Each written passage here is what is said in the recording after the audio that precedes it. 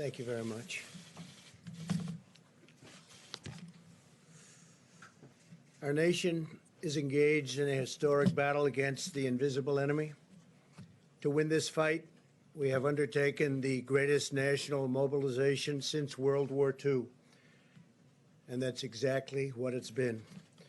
We've marshaled every instrument of American power, and we've unleashed our most potent weapon of all, the courage of the American people.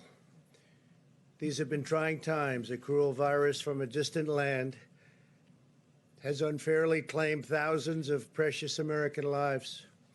To every citizen who has lost a cherished loved one, your pain is our pain. We mourn as one national family. Our country has come together. We draw solace from the faith that God has received and the departed.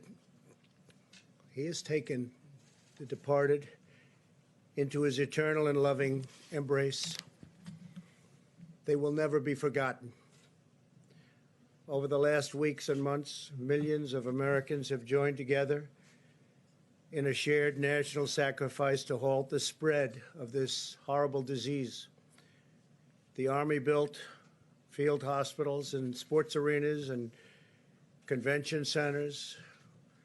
The Army Corps of Engineers is great.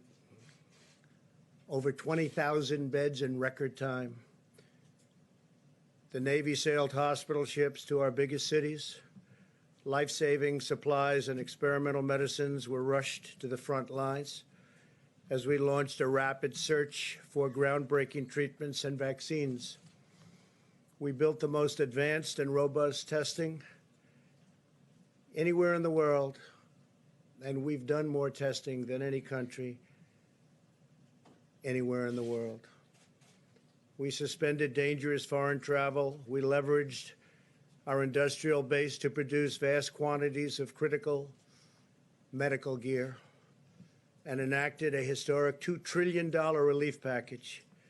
Through it all, we have seen the heroism of our doctors and nurses like never before. These are our warriors. The bravery of our truck drivers, such bravery, and food suppliers, such incredible bravery, and the determination and drive of our citizens. Through this unified national endeavor, we have made great progress. You could really say incredible progress. Our experts and scientists report that our strategy to slow the spread has saved hundreds of thousands of lives. Models predicted between 1.5 million and 2.2 million U.S. deaths. If there was no mitigation, could have even been higher than that. And between 100,000 and 240,000 deaths with mitigation. It's looking like we will come far under even these lowest numbers. Thanks to our all-out military operation and the extraordinary devotion of our people, we believe we will experience far fewer deaths than even the optimistic projection, but there is no such thing as an optimistic projection on death. One person is too many. Our experts say the curve has flattened and the peak in new cases is behind us. Nationwide, more than 850 counties, or nearly 30% of our country, have reported no new cases in the last 7 days. Because of our early and aggressive action, we have avoided the tragedy of healthcare rationing and deadly shortfalls that have befallen many other nations, nations which, wherever possible, we are helping. In America, no person who has needed a ventilator has been denied a ventilator. We're making hundreds of thousands of ventilators. We've delivered thousands and thousands of ventilators to the states. And actually, it's been an incredible operation. We started with very little, and we ended with a lot. The United States has achieved a significant lower mortality rate than almost all other countries. Based on the latest data, our team of experts now agrees that we can begin the next front in our war, which we are calling opening up America again. And that's what we're doing. We're opening up our country. And we have to do that. America wants to be open, and Americans want to be open. As I have said for some time now, a national shutdown is not a sustainable long-term solution. To preserve the health of our citizens, we must also preserve the health and functioning of our economy. Over the long haul, you can't do one without the other, cannot be done. To keep vital supply chains running, these chains have to be taken care of so delicately. They're delicate. The balance is delicate. We want to deliver food and medical supply. We must have a working economy, and we want to get it back very, very quickly. And that's what's going to happen. I believe it will boom. A prolonged lockdown combined with a forced economic depression would inflict an immense and wide-ranging toll on public health. This includes a sharp rise in drug abuse, alcohol abuse, suicide, heart disease, and many other dimensions of physical and mental well-being. Moreover, many patients have put needed medical care on hold, creating entirely new hazards for public health. Our country has suffered. The world has suffered. 184 other countries have suffered. Therefore, my administration is issuing new federal guidelines that will allow governors to take a phased and deliberate approach to reopening their individual states. I've dealt with them now a long time, and we've had a great relationship. Democrat, Republican, the relationship has been good. This strategy is based on hard, verifiable data. I want to thank Dr. Birx for her incredible leadership in crafting these guidelines in consultation with scientists, experts, and medical professionals across government. Dr. Birx will explain the guidelines in more detail in a few moments. And Dr. Fauci has been absolutely terrific. We've all worked together, and we've worked together well. They are interested in the health of our country, and we're all interested in the viability and making us truly great again. We took the greatest economy in the history of the world, and we closed it in order to win this war, and we're in the process of winning it now.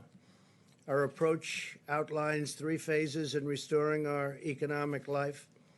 We are not opening all at once, but one careful step at a time.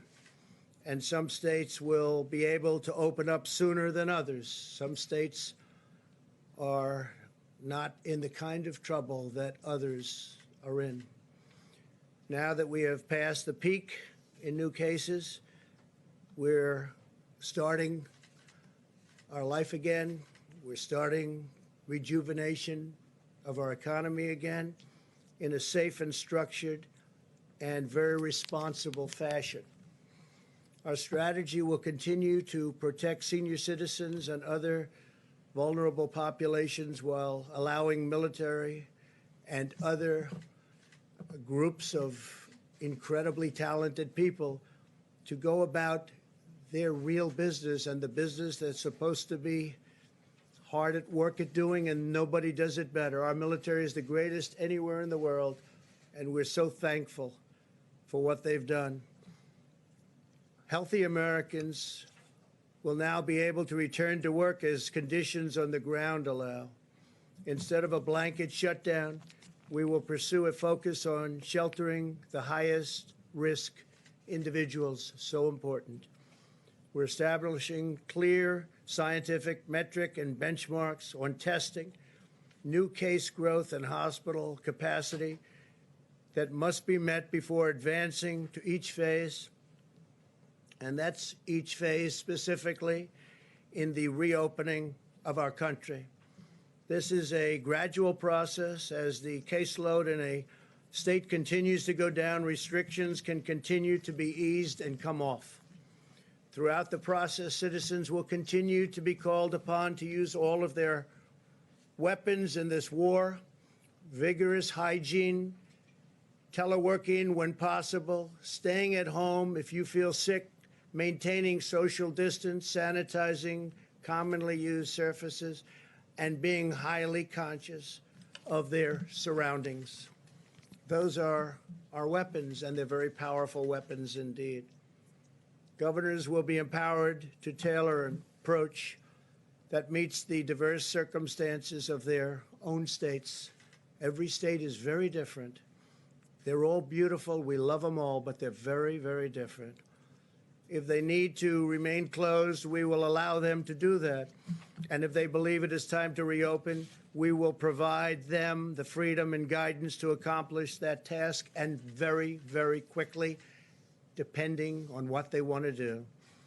We are also encouraging states to work together to harmonize their regional efforts. We'll have numerous cases where states have worked and will be working very, very closely together.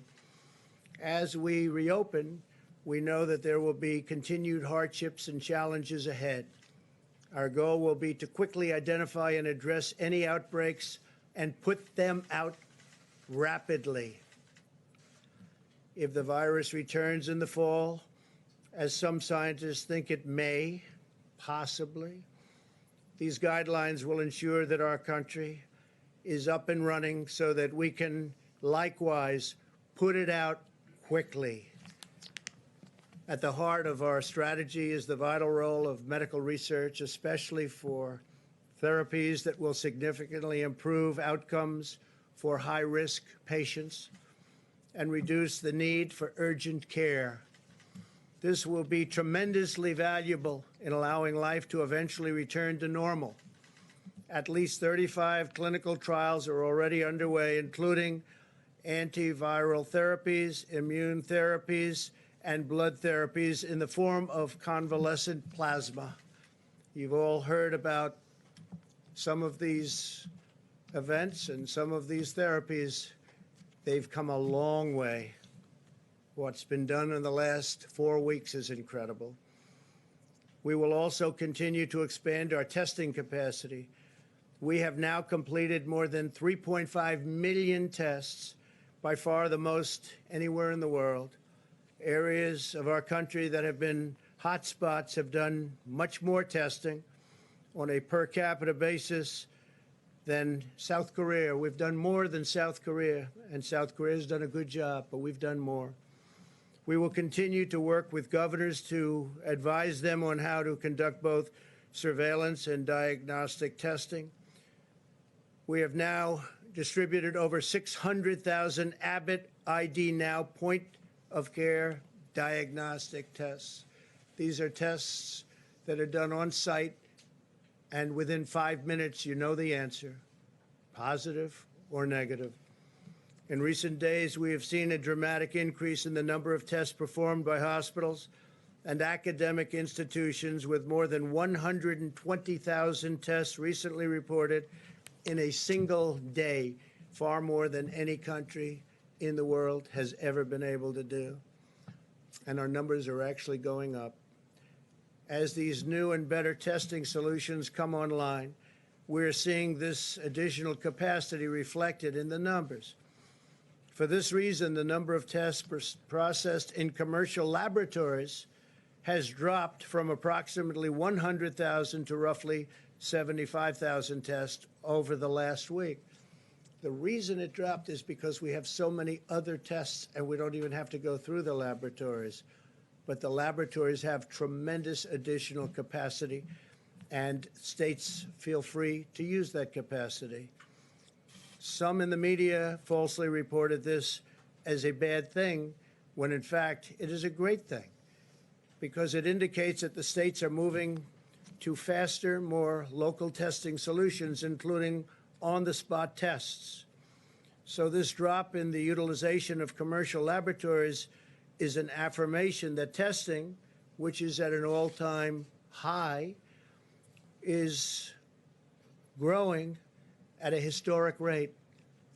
In other words, the laboratories are great, but now we have forms of testing that are much quicker, much better, and we don't have to use the laboratories, but they're there, and they have a great capacity to do the work.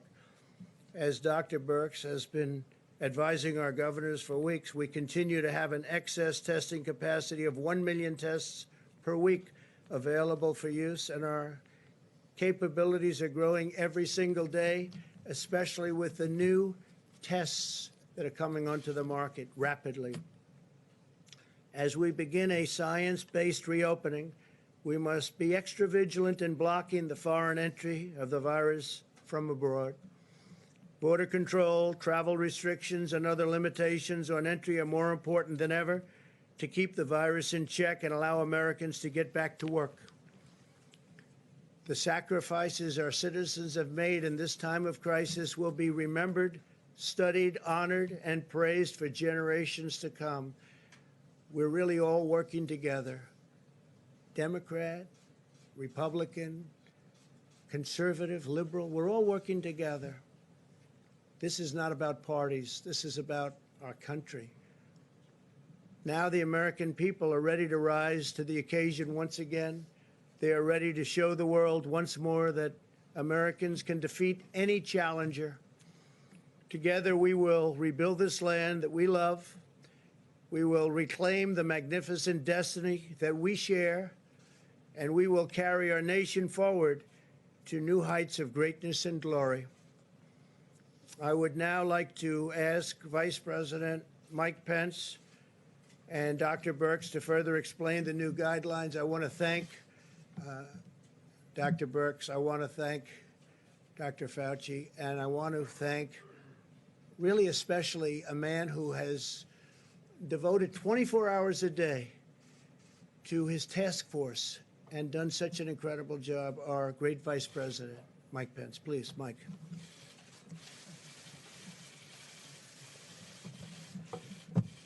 Thank you, Mr. President. The members of the White House Coronavirus Task Force today joined the President to meet with a bipartisan group of members of the House and of the Senate to get their counsel on the development of what the President unveiled to America's governors this afternoon. The new guidelines for opening up America again are a product of the best science and the best common sense that the President has marshaled on this team and from a broad range of advisors from all across the nation.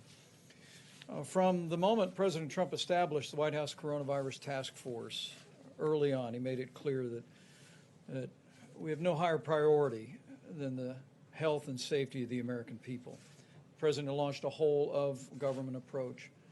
And while we stand here on this day with more than 640,000 Americans having contracted the coronavirus, and our hearts go out to the families of the more than 31,000 Americans who lost their lives and those who continue to struggle with serious consequences of the coronavirus. The truth is that because of the decisive action that our President took early on, suspending travel from China and thereafter from portions of Europe and South Korea, screening passengers, because of the strong actions in partnership with every governor across America, because of the extraordinary efforts of America's healthcare workers on the front lines, and because of the cooperation of the American people and God's grace, we are slowing the spread. We are flattening the curve. We have preserved the capacity of our healthcare system, and we've protected the most vulnerable. In a word, because of the actions of this President, this administration, governors at every level, our healthcare workers, and our fellow Americans, we've saved lives, and every American should be comforted by that. And we can see it in the numbers. In the charts that I'll present today, these three maps track influenza-like illness which in this instance is mostly coronavirus across America. The first map reflects the total number of cases on the week ending March the 28th. The next map reflects our data about the total number of cases on the week ending April 4th. And we stand here today with the final map reflecting the total number of cases across America as of April the 11th. With these trends underway, President Trump tasked the White House Coronavirus Task Force to develop new guidelines for opening up America again. Those guidelines were presented today first to our nation's governors. And it is our intention, at the President's direction, to provide these guidelines to assist governors and state health officials in evaluating the most responsible manner to reopen the economies of their states at a time and manner of their choosing.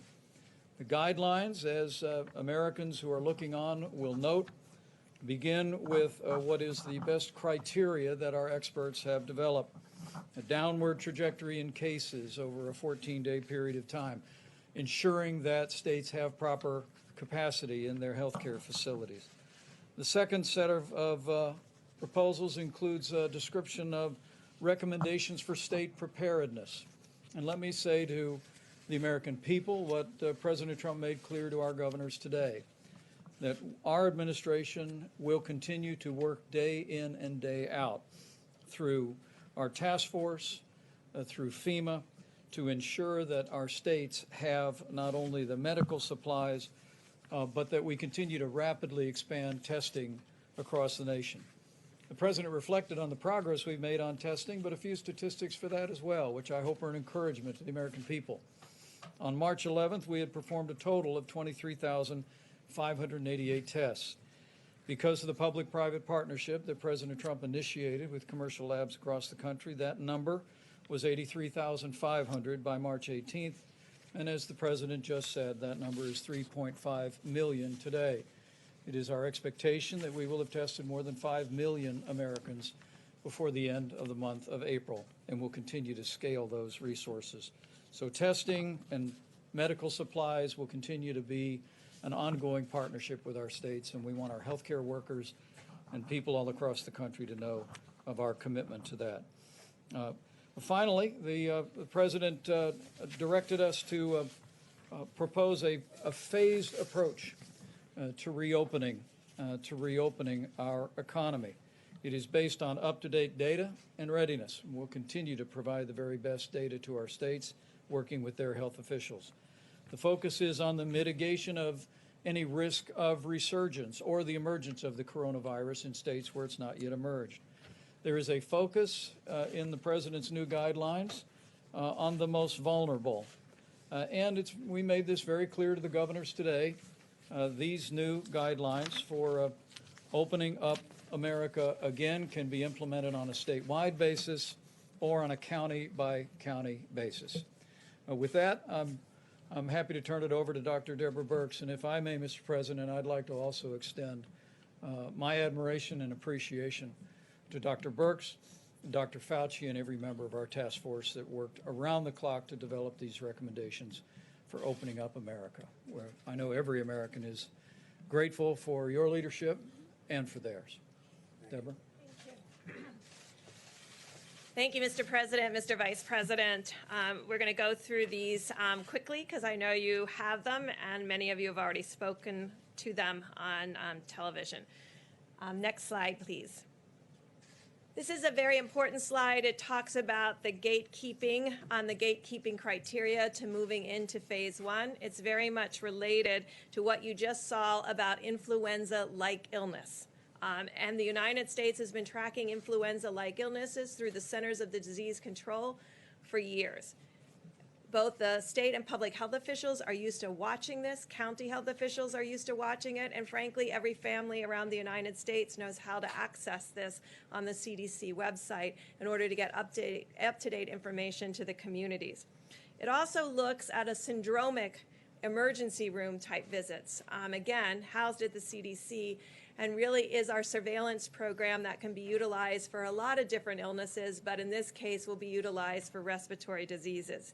In addition, we are tracking the number of cases, and it must have a downward trajectory for 14 days, as well as the influenza-like illness and the syndromic illnesses, and a downward trajectory in the number of positive tests with persistence of high levels of testing.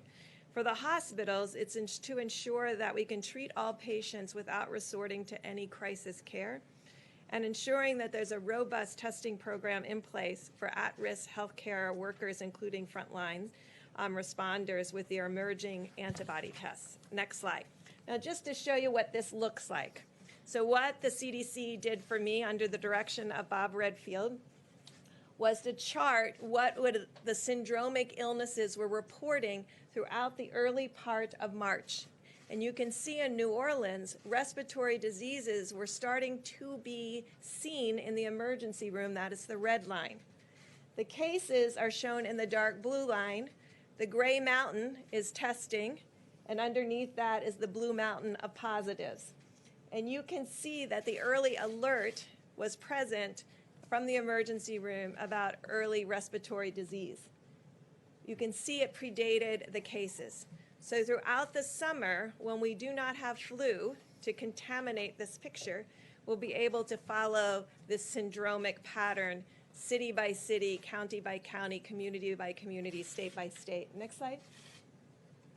In addition, the CDC has the influenza-like illness net distributed throughout the United States, very useful in the winter time. That first peak is influenza B in the red. That's this season. I showed you all the seasons here, so you could see the seasons as they are displayed. The first peak is influenza B, second peak influenza A, and then you can see the coronavirus. And you can see its decline, and it's declining towards baseline. This will allow us, again, city by city, community by community, state by state, to look for variations in an early response mode in those localities that I described. Next slide. So hopefully you see that we've brought CDC and their amazing talent of individuals at the Center for Disease Control and Prevention and all of their abilities to this response and also to the surveillance that we need in this response. But I want to call your attention to the third bullet on this graphic. So we're tracking those two pieces that I described. But the third bullet is about setting up sentinel surveillance sites to be able to distinguish and find asymptomatic individuals. Individuals that you've heard about that may be either pre-symptomatic or asymptomatic throughout their entire disease course. We want to be able to find them in communities of particular vulnerability. So we'll be doing sentinel surveillance throughout nursing homes, throughout inner city federal clinics, throughout indigenous populations, to really be able to find early alerts of asymptomatic individuals in the community, and both for the syndromic cases that are tested, the influenza-like cases, and the asymptomatic cases, doing contact tracing, again with support from the Centers for Disease Control, working with each state and local government. In addition, we want to make sure that all the healthcare facilities have adequate personal protective devices and the equipment to handle the surge, and to ensure the ICUs can handle increased capacity. We want every state to have a plan for the health and safety of its workers in critical industries, and to protect the health and safety of those living in high-risk facilities, including senior care facilities, as we discussed with sentinel surveillance, but also additional surveillance. When we talked with all of the states that had not had a major metro outbreak, their sentinel surveillances picked up always the first cases in nursing homes. And so this is a very much a big focus of the plan moving forward. I won't go into the rest of the details on this slide, but there's quite a bit of details on the expectations of every state and local government. Next slide. You'll recognize this slide. Next slide, please.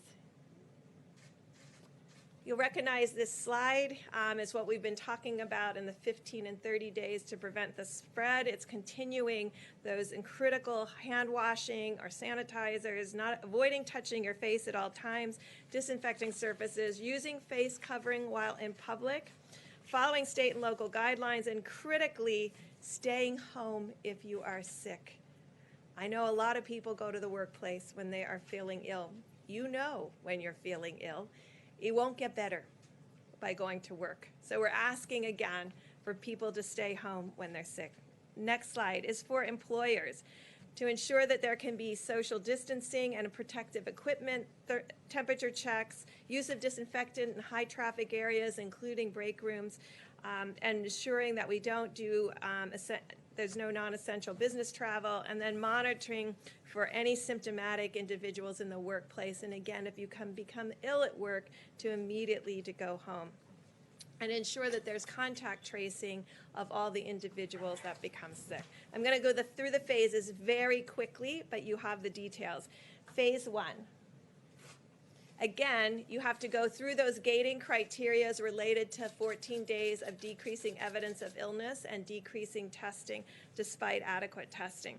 So phase 1 begins with all vulnerable individuals, including those with comorbidities, continuing to shelter in place, and ensuring that those that first go out into the public are not those that are most vulnerable to bad outcomes in this disease. And then ensuring that we continue to do 6 feet maximum physical distancing in public spaces, continuing to avoid large gatherings, and all non-essential travel. For the employers, next slide. Again, if a vulnerable population needs to return to work and cannot be teleworking, there should be special accommodations for all vulnerable populations, as well as options for teleworking. We believe every employee should encourage work return in phases, from 20% or 25% to 40% to 50%. And again, minimize all non-essential travel. Phase 1 continued. Next slide. If the schools are already closed, they should remain closed. All visits to senior living facilities and hospitals should continue to be prohibited. Large venues, including sit-down dining, can only be operated under strict physical distancing protocols and maintaining those 6 feet. Gyms could open if they, again, could adhere to strict physical distancing, and elective surgeries can resume on an outpatient basis. Phase 2. Next slide. Next slide. Again, you have to go through the criteria again of a continuation of another 14-day decline among those criteria that were in the gating. Again, we're asking for all vulnerable individuals shelter in place. We did not put a timeline on any of the phases. We want the governors, with the data that they have, community by community, to be setting up those timelines. Again, we're asking for the public to continue to maximize physical distance. However, we increased social settings to be able to now have 50 individuals, and non-essential travel can resume. Next slide. This is for the employers. We still would like to encourage telework, and the common areas should remain closed or be physically distanced. All non-essential travel for employees can resume. And then again, special accommodations for vulnerable. Next slide. This should be a relief to many of households that have small children. Schools, daycares, and camps can reopen in phase 2. Visits to senior living facilities, however, should remain in hospitals prohibited. Large venues can operate, but solely under moderate physical distancing, and elective surgeries can resume on an outpatient and inpatient basis. Phase 3.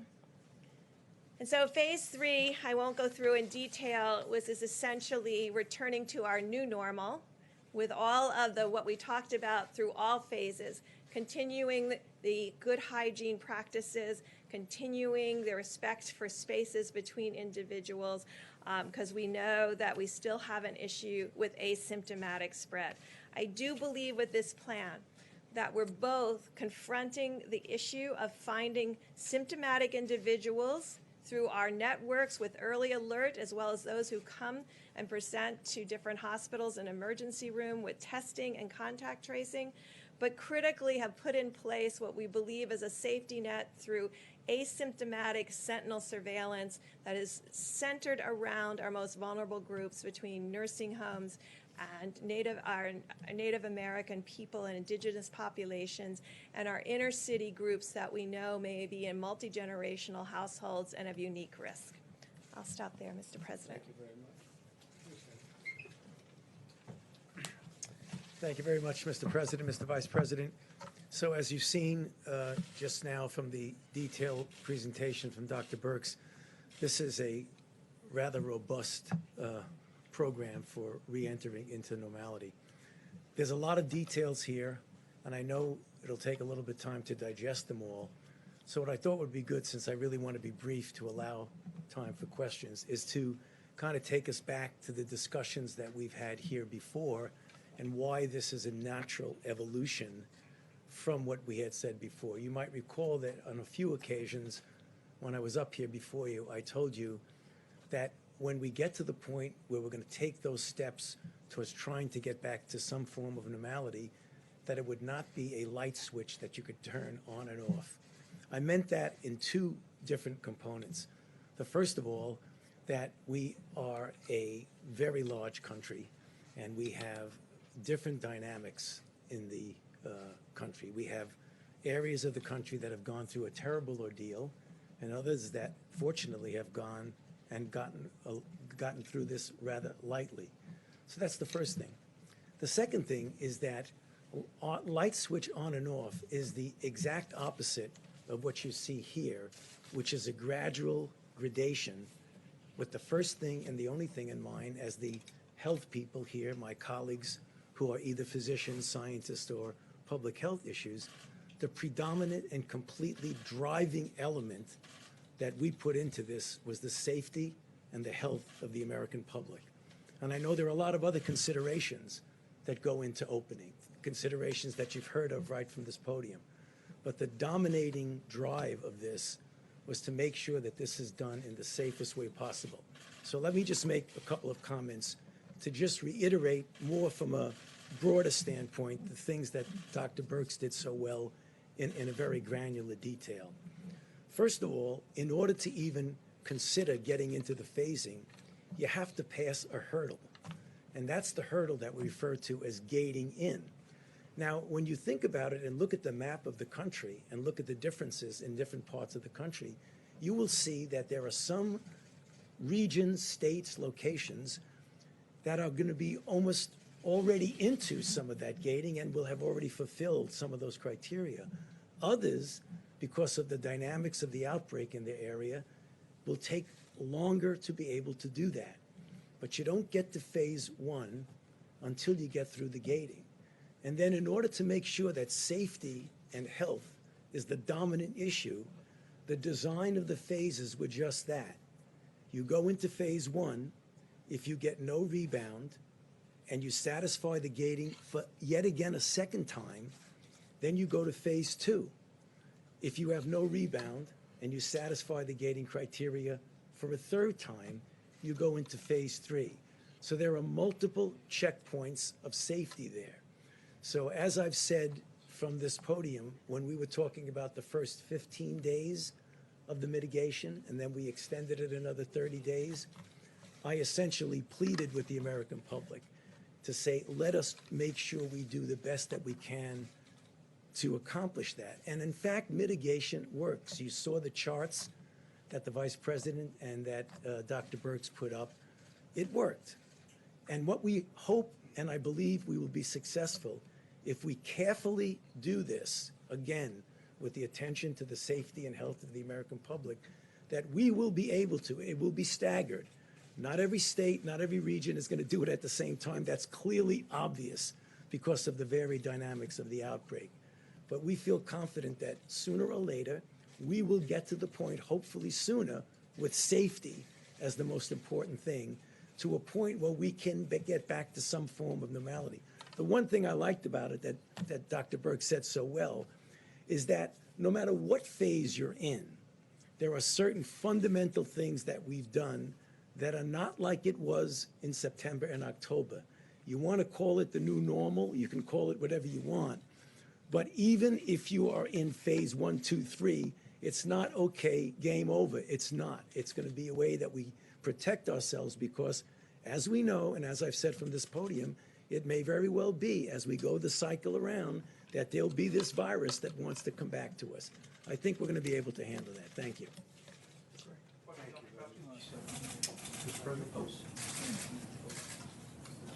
Go ahead, Dr. Fauci. Dr. Fauci, so I assume that there's also a phase 4, which is after a vaccine is developed Right. and available to everybody. So, question on phase 3 being the new normal. Are we during that phase going to be able to see things like packed arenas for sporting events, large crowds, concerts? The answer is, it is conceivable that we will be able to do that. I think there will always have to be attention to making sure that we don't do all that packing in together. I think we'll be able to have sports events in that phase where you actually have participants there. I'm not sure you're going to be able to do that uniformly and evenly temporally with everyone, but when people get to that phase, paying attention to the fact that if there is a rebound of any sort, that when you're in that phase, you can respond to that, or you put it back and go in the other way. So the flexibility is that there may be some setbacks. I mean, let's face it, this is uncharted water. There may be some setbacks that we may have to pull back a little and then go forward. But John, the direct answer to your question, I do see us getting more towards normal. Mr. President? Mr. President, if you take a look at the gating criteria as outlined in these guidelines, there are at least a handful of states, I just looked at the trend lines, Idaho, Wyoming, Hawaii, Montana, that look like they've already satisfied that gating criteria. Right. In your call with the governors this afternoon, did you hear back from any states who said, we're already there, we could start the process now? I did. I heard from a number of governors that said they're in very good shape. I also heard not only from the call, but I heard from some of the governors previous, and I think you'll have some very good things to report over the next few days about states opening up. And I think, John, having to do with your call on sports, depending on the area, depending where we're talking about, you're going to have large areas of our country where this has not been or has been totally eradicated. You'll be able to have those full arenas. Now, with everything being said, a lot of great work has been done on vaccines, but you have a testing process. Therapeutics, likewise, we have a lot of great things happening therapeutically. That will be a step further. But in terms of sports, they'll probably start off. As you know, I spoke to the commissioners yesterday, almost, I guess, of every sport. And many of them are going to be starting without the fans. So it'll be made for television, the good old days, made for television. And it'll go that way, and then fans will start coming in. Maybe they'll be separated by 2 seats. And then ultimately, we want to have packed arenas. When the virus is gone, we're going to have packed arenas, and we're going to be back to enjoying sports the way they're supposed to be. And the same thing can be said for restaurants. So at a certain point in time, when the virus is gone, we're going to be back to normal. Mr. President, Please, go ahead.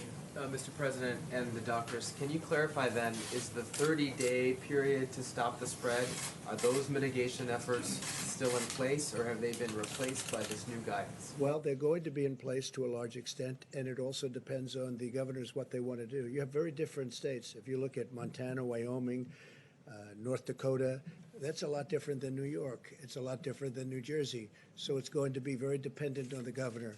We're recommending, as you see in the charts, we're recommending certain things. They'll be in place dependent on what the governor wants to do. If we see something wrong, we will be expressing ourselves very strongly. Please go ahead. Thank you, Mr. President. Does this mean that states such as Montana and Utah that already meet that gating period, will they be able to go to phase 1 as early as, say, tomorrow if the governor decides? You're talking about those states that are in great shape already? Yes. They will be able to go literally tomorrow, yes, because they've met all of the guidelines if you go back. You're going back 14 days. You're going back even a month. And they have the ones that I'm thinking about, the ones that I've already spoken to governors about, they've met those guidelines actually pretty long ago. Mr. President, what's your message to those protesters we're seeing? We saw a lot in Michigan, but in other states that are saying that they are refusing to comply with the stay-at-home orders issued by governors and local officials. I mean, isn't it important for everybody to go along with this as we go through these phases? Well, they've been going through it a long time, John, and it's been a tough process for people. You know, I told you there's death and there's problems in staying at home too. It's not just, isn't it wonderful to stay at home? They're suffering. This country wasn't built on that principle. It was built on an exact opposite principle, actually. And I watched in one particular state where they want to get back. They want to get back. They were very strict sanctions that were put on people. That was probably the most strict of all. But I just think the American people have been incredible. When you look at, John, when you look at what they've done, when you look at what they've been through, when you look at all of the death and all of the problems and all of the sickness, when you look at what's happened, I just think the American people have been incredible. Urge those protesters to listen to local authorities? I think they're listening. I think they listen to me. They seem to be protesters that like me and respect this opinion, and my opinion is the same as just about all of the governors. They all want to open. Nobody wants to stay shut, but they want to open safely. So do I. But we have large sections of the country right now that can start thinking about opening. There'll be some mitigation, and they'll keep it going for a period of time, including masks, by the way, in areas that you wouldn't even think. I asked a question today. I said, why would they wear masks in Wyoming or Montana or North Dakota? And that's if somebody should come in from an area that isn't so successful in terms of what they've done. So that will be a governor's choice, and we'll have no problem with it. Yeah, Mr. President, you spoke this afternoon with your new congressional advisory groups, 32 bipartisan members of the House, 65 bipartisan members of the Senate. One of the big topics was the fact that the Small Business Association loan pot of $350 billion has hit the cap. It's exhausted. There's nothing moving on the $250 billion to replenish it. What did you tell those bipartisan groups today about getting the move on to get some more money into the hands of small businesses? So just for the viewers watching this or hearing you ask that question, exhausted is a good thing, not a bad thing. It went quickly. It is so popular. The banks have been incredible, including 4,000 community banks. 4,000. Most people didn't know you had that many banks. 4,000. Don't need a lot of them. What they want is people want to keep this going. And we're doing it to keep the small businesses open and to keep the workers paid. And we have a $250 billion request. The Democrats like it. The Republicans love it. And to be honest, I think something's going to be happening. I hope so, because this is a very popular program. It was really executed flawlessly. The first day they changed an application a little bit. But when you look at what Bank of America did and what Wells Fargo did and Citi and a lot of the banks, but when you look at what all of the community banks did, it's been really incredible. Well, we're negotiating with Democrats, and they should frankly approve it quickly. This is a great thing for our country. It's a great thing for small business and for the workers, and we're having a hard time getting them to approve it. I think it's going to happen. It should happen really unanimously, but they're trying to get things, and we're not too happy with what they're trying to get. Please go ahead. First, could you just say which states specifically you guys think have hit the gating requirements at this I'd point? rather not say that, but you'll be seeing it very soon. I mean, I'd rather have the governors be able to announce, and they're very proud of it. They've worked hard. Some are in an area that's less susceptible, and some really was done, I think we can say, through talent. They really worked very hard. And, we have some states that got too much credit for what they've done. Frankly, I could name you a couple of those too, and I could name you a couple of them.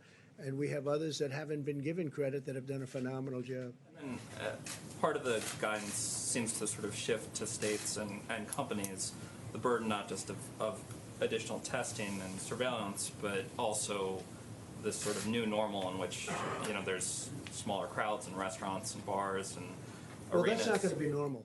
There's not going to be a new normal where somebody has been having for 25 years 158 seats in a restaurant, and now he's got 30 or he's got 60, because that wouldn't work. That's not normal. No, normal will be if he has the 158 or 68 seats, and that's going to happen, and it's going to happen relatively quickly, we hope. But that's our normal. Our normal is if you have 100,000 people in an Alabama football game, or 110,000 to be exact. We want 110,000 people there. We want every seat occupied. Normal is not going to be where you have a game with 50,000 people. But to that point, I mean, best case scenario that happens in these states that are doing really well in a month. Obviously, for I think a lot of other states, it's going to be longer than that. So my question is, what is the federal government going to do to sort of help, especially companies, but states and local governments in those positions, pay for what is now going to be an even longer extended? We're going to be watching over. We're going to see that everything is working out smoothly. We're in very strong communication with the governors. We're going to be helping with testing. They're going to be doing the testing. It's got to be a localized thing, and it really has been since I've been involved, because I came in and federal government's supposed to do testing of parking lots in the middle of a certain state that's 2,000 miles away. It's ridiculous. But the testing has been so incredible. Two things, testing and ventilators. Ventilators are really tough. They're very complex. They're very expensive. They're, very sophisticated machines. Some are unbelievably sophisticated. Well, we built, you saw General Motors yesterday, thousands are being issued. We have 11 companies building them. We have not had one complaint in the last week and a half, which is surge time. Don't forget, when they were calling because in 2 weeks and 4 weeks and 5 weeks they're going to need ventilators, not because they need them right now. And we were right on our counts, and nobody that wanted a ventilator didn't get a ventilator. Plus, we have additional, if there is a surge. We hope there's not going to be a surge at all. But we're going to be able to build up the stockpiles of states who didn't have them, who should have had them. And we're also going to have a big stockpile in the federal government. And we'll be able to help foreign countries that need help. Because you have countries will never be able to build a ventilator. It's tough stuff. We're uniquely talented in the sense that we can do things that nobody else can do. We'll get right back to you, John. Peter in the back. Peter? Thanks. So you said you didn't want to name the states that might be ready to go. Can you give us some, or maybe the experts, Dr. Birx and Dr. Fauci, give us some sense of how many yesterday? You said 29 states were in good shape. Do you think as many as 29? Yeah, Peter, I think 29 states are in that ball game, not for opening, but I think they'll be able to open relatively soon. I think the remainder are just getting better. Look, New York, New Jersey are having very tough times, and they'll be there. They'll be there at some point, but they're not going to be one of the earlier states. They're going to be later, obviously. I just spoke with the governor of New Jersey. We just spoke with Mike and a couple of folks. We had a great talk with him. Phil is a terrific guy. He's working very hard. Democrat, but we get along. He's working very, very hard. I guess the fact that he's right next to this big, massive city where everybody's very closely, they're together. And New Jersey's been hit unbelievably hard as hard as anybody in the true sense. But they're doing a great job in New Jersey. But that doesn't mean, Peter, that doesn't mean that they're going to be opening next week. That's not one that's going to be. But we have a lot of states that, through location, through luck, and also through a lot of talent, we have states through a lot of talent are in a very good position, and they're getting ready to open. And over the next very short period of time, it's going to be up to the governors. We're going to work with them. We're going to help them. But it's going to be up to the governors. I think you're going to see quite a few states starting to open. And I call it a beautiful puzzle. You have 50 pieces, all very different. But when it's all done, it's a mosaic. When it's all done, it's going to be I think, a very beautiful picture. And very important is what Dr. Fauci said. It could be that sometime in the fall, there'll be some flare-ups. We're going to be in a great position with everything we've done and everything we've learned. This was something that nobody ever saw before. Such contagion and very, very powerful. People don't realize, because we all probably have friends. I have a number of people that were just great people who were just decimated by what happened. Some are dead right now. They're dead. They went into a hospital. One called me. He said, I tested positive. 4 days later, he was dead. The following day, after he said that, he was unconscious. So this is a tough deal. At the same time, some people got sniffles and they didn't even realize they had a problem. And they are supposedly immune. We're going to find out about that. Even that's a little bit soon, because we don't know how long the immunity lasts. But, Peter, some states are in great shape, and they're really in great shape to open. And I think you'll have quite a few states opening soon, and they're going to be very vigilant. They're going to be very careful. The public health experts have said that this would be better done if there were comprehensive surveillance testing, which we're obviously not in position to do. I wonder if maybe Dr. Birx and Dr. Fauci Sure, can we can tell do us that. whether they feel comfortable. Dr. Fauci and I will do it together. It's why I wanted to put up the syndromic and the influenza-like illness piece, because what is key in this is the early alerts and getting in there before they even know they have a problem. And I think CDC has been remarkable in building these platforms. Dr. Redfield integrated them so they're all on the same website. If you look at COVID-19, you go into cases. You can find all of the data. And the beauty of it is the states are used to utilizing that through flu season. So the testing and contact tracing, and Dr. Redfield will be putting people in every single state to make sure that CDC is standing beside the state and local health officials to make sure that all of those cases are immediately identified and contact traced. I think what's new and what's really critical is this constant sentinel surveillance for asymptomatic individuals in communities that we know are particularly vulnerable. And that hasn't been done in flu before. And I think that's going to be the added dividend that's really focused on who is most vulnerable and how do we get the fastest alert by generally screening people without symptoms. So people who are just coming to the clinic will be screened for COVID-19. And we do have enough testing capacity to do both that surveillance piece as well as the diagnostic piece and contact tracing. Just a follow-up.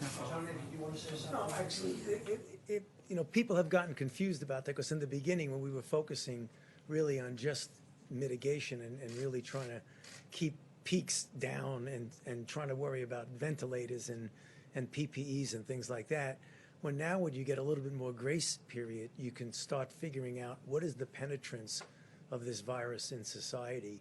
What are we missing in people who might be infected? What is the percentage of those people that are out there?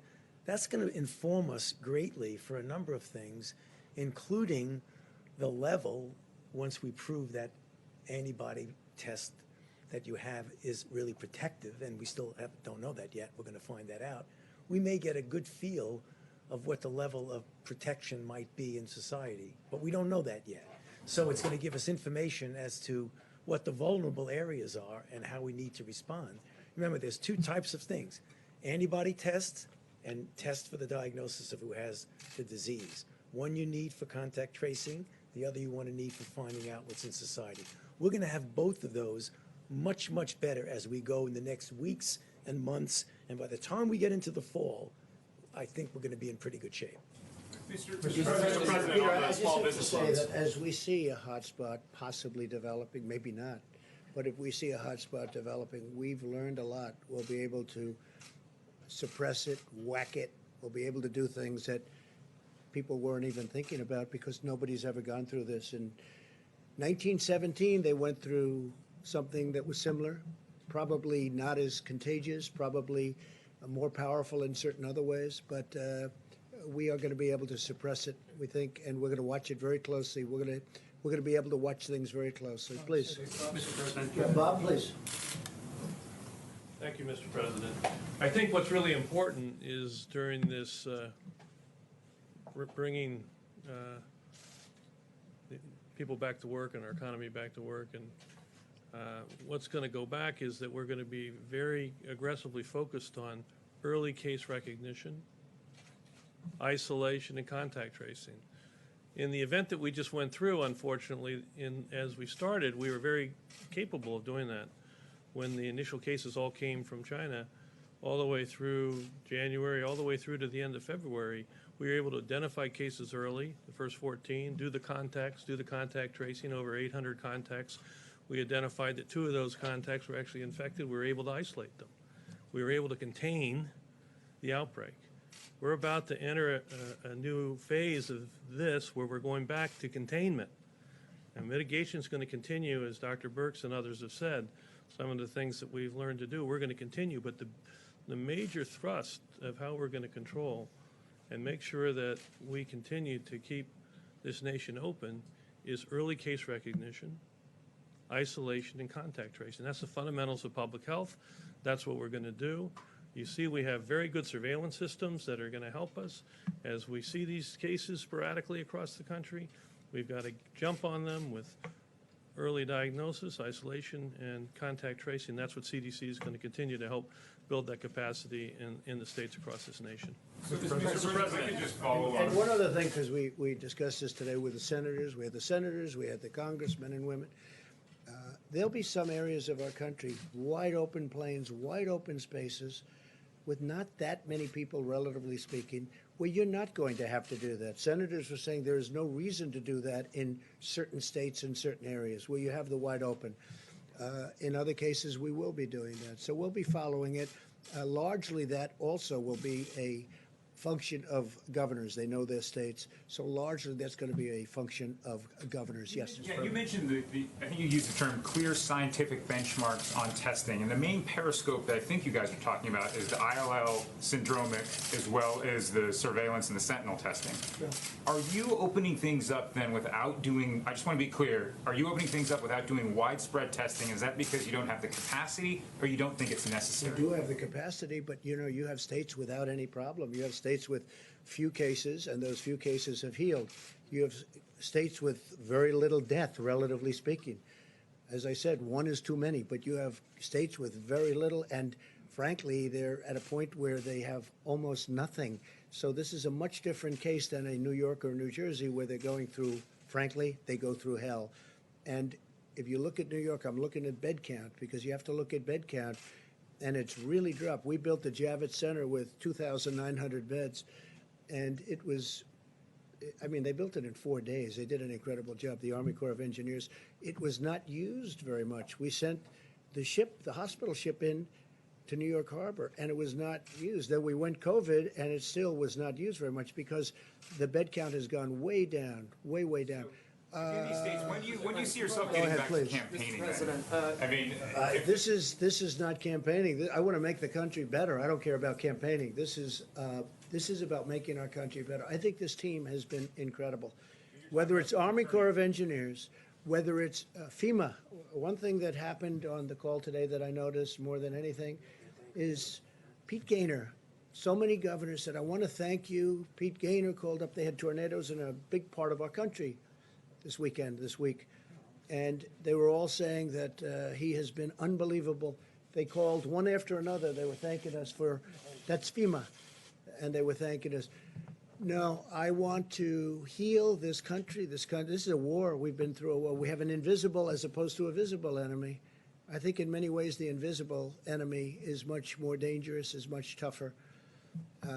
In the G7 today, I went through country after country. We were there. We all get along great. Angela Merkel and Shinzo Abe, Prime Minister of Japan, and all of them.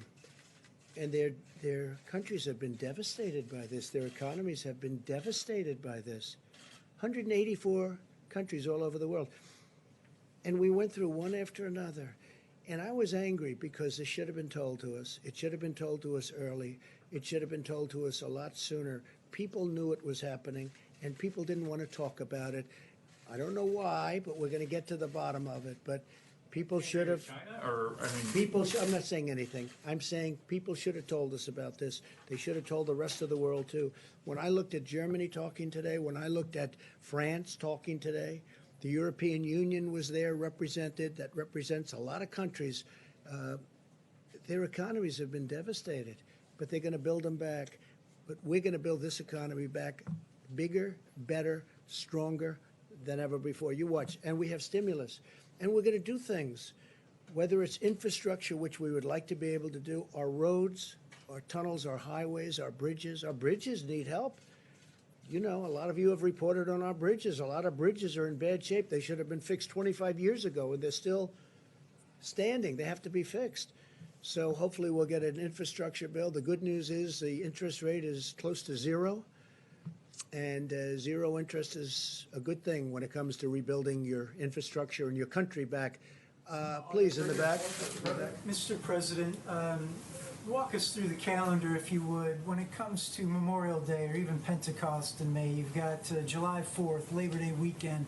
What would you anticipate at each of those milestones? Well, I don't like to anticipate because you have a couple of states that are in difficulty, that have made a lot of progress, by the way, and they're either here or they're heading down.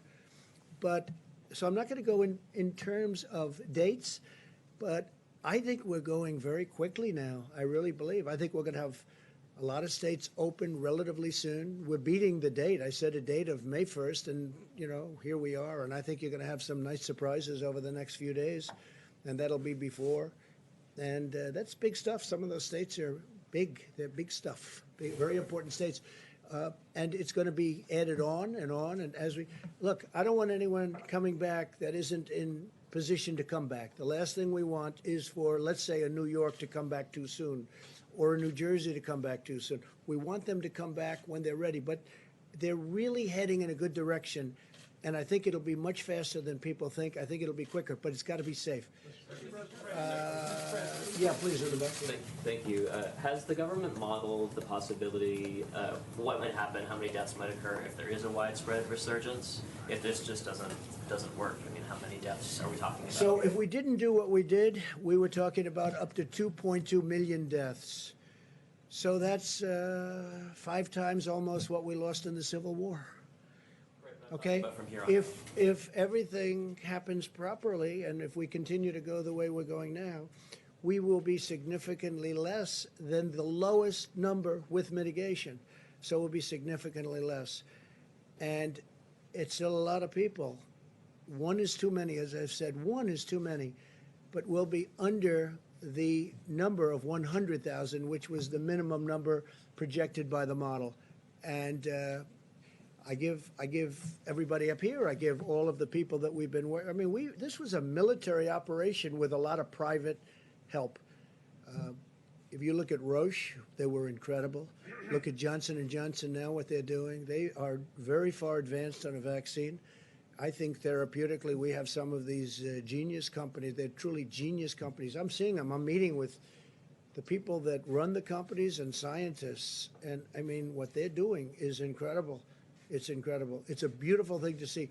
So I think we're very far advanced, and I think we're going to be in great shape soon. Yeah, please. Mr. President, I know you don't want to mention specific states, but what about Washington and California? Do you have guidance for? You mean Washington State or Washington here? Washington State and California, do you Well, have that's going to be guidance? up to them. They're going to have to make that determination. I mean, the governor of Washington was saying that he can't find cotton because, you know, a swab is a very easy thing to get, and swab is essentially, it's a little bit more sophisticated than a Q-tip, and you got to be able to go out and find. You know, the federal government shouldn't be forced to go and do everything.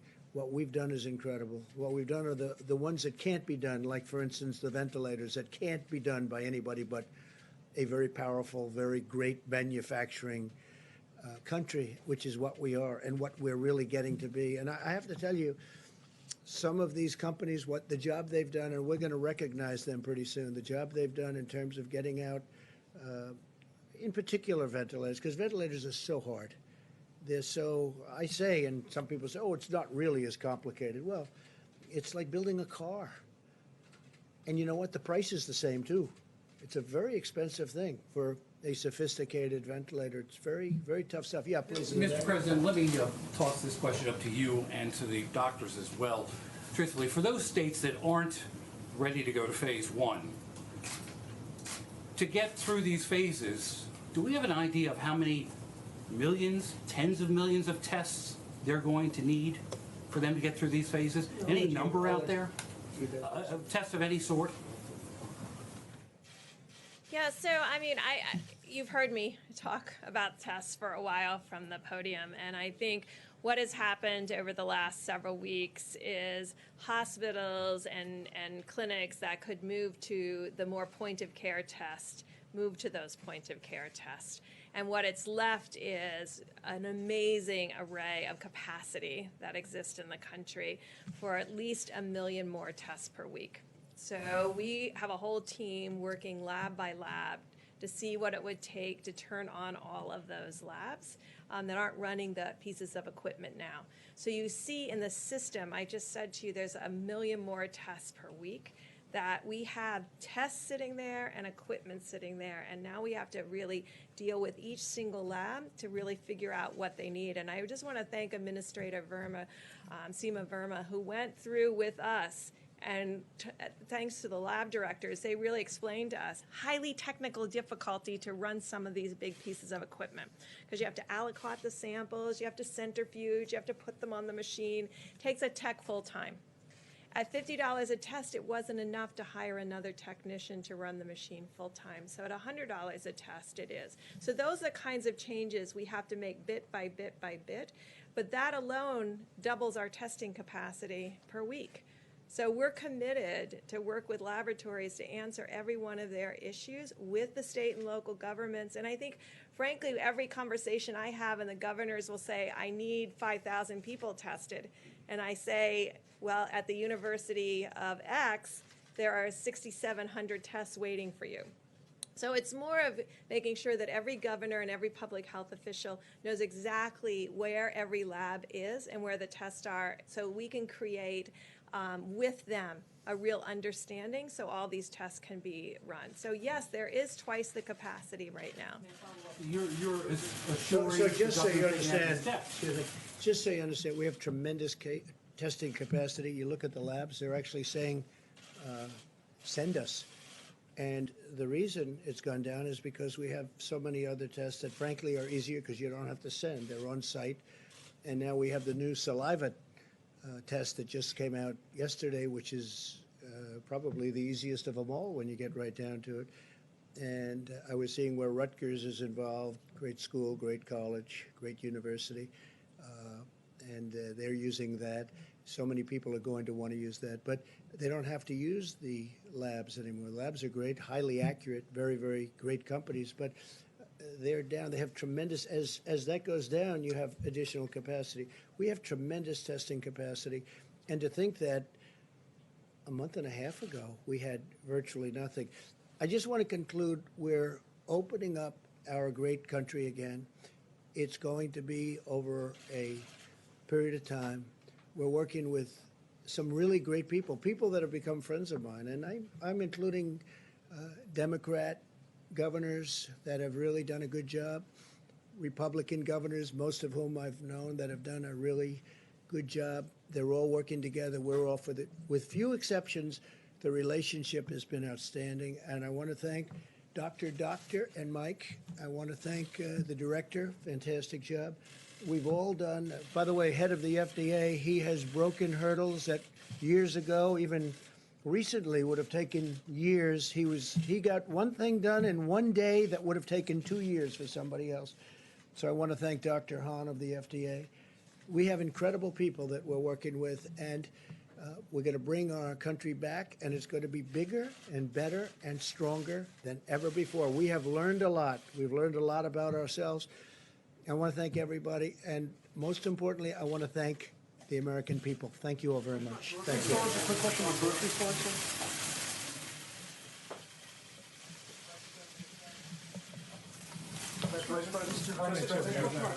Kroger grocery stores asked grocery personnel to be classified as secondary first responders or emergency personnel so they can get access to testing. Is that something that the federal government will be open to? We're working with all of our systems. Okay. Right.